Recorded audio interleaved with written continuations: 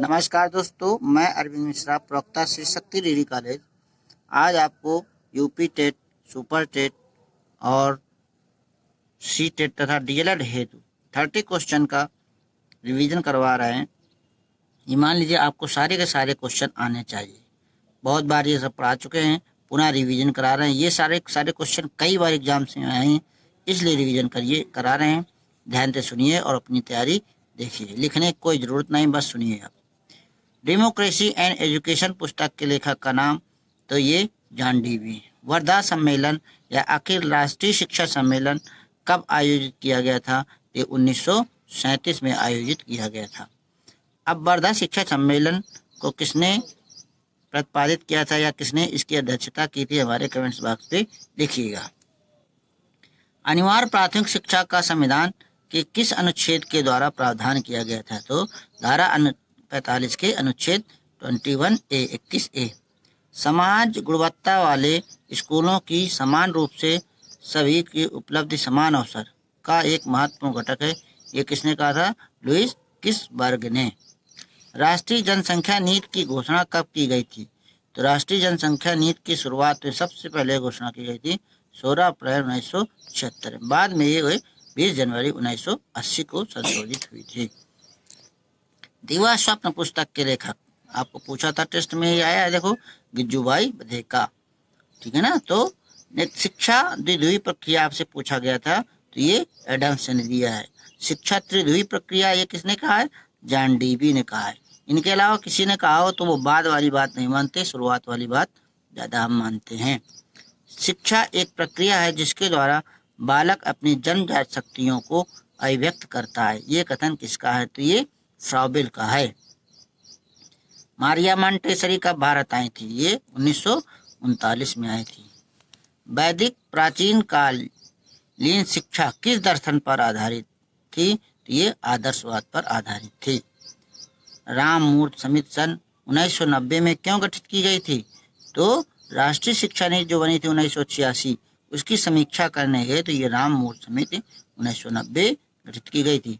इसी के आधार पर ये राष्ट्रीय शिक्षा नीति का प्रोग्राम ऑफ एक्शन 1992 लागू हुआ था। उड का घोषणा पत्र कब प्रकाशित हुआ? ये 19 जुलाई 1854 को। निस्संदन सिद्धांत या छनाई का सिद्धांत या फिल्ट्रेशन थ्योरी को किसने लागू किया था? तो ये लॉर्ड मैकाले थे। लॉर्ड मैकाले ने अपना प्रतिवेदन कब प्रस्तुत किया था? तो ये 1835 में प्रस्तुत किया गया था। शिक्षा स्वस्थ शरीर में स्वस्थ मस्तिष्क का निर्माण करती है। ये किसका कथन है? तो ये अरस्तु का कथन है। बालक का मस्तिष्क कोरी स्लेट की तरह है। ये किसका कथन है? तो ये रूसो का कथन है। वैदिक कालीन शिक्षा संबंधित है वेदों से। पांडिचेरी में किस महान शिक्षा शास्त्री का आश्रम है? तो पांडिचेरी में श्री अरविंद का आश्रम है। शिक्षा का प्रमुख उद्देश्य क्या है? शिक्षा का प्रमुख उद्देश्य है सर्वांगीण विकास करना। मदरसों में शिक्षा का माध्यम क्या था? तो मदरसों में आपको पढ़ाया मुगल कालीन शिक्षा। जिसने न पढ़ा हो, आप हमारे मुगल कालीन शिक्षा पढ़ लीजिए, वहाँ का शिक्षा का माध्यम फारसी था।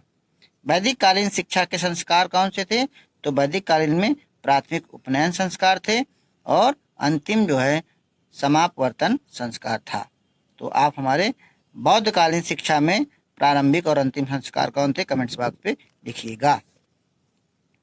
राधा कृष्ण आयोग की संस्तुति किससे संबंधित थी? तो ये उच्च शिक्षा से संबंधित थी। राधा कृष्ण आयोग कब बना था? ये हमारे कमेंट्स बॉक्स पे लिखिए। विद्यालय समाज का लघु रूप है। ये किसने कहा? जॉन डीवी ने कहा था। समाजीकरण एवं व्यक्तिकरण एक ही प्रक्रिया के दो पहलू हैं। ये किसने कहा? मैकाइबर ने कहा था। स्कूल और समाज पुस्तक किसने लिखी? जॉन डीवी ने। शिक्षा का कार्य उत्तम नैतिक चरित्र का विकास करना है। ये किसका कथन है? ये हर्बर्ट का कथन है।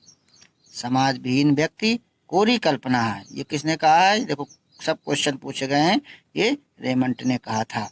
राष्ट्रीय सद्भावना के विकास के लिए सबसे महत्वपूर्ण संस्था कौन सी है? यूनेस्को। इसका पूरा नाम क्या है?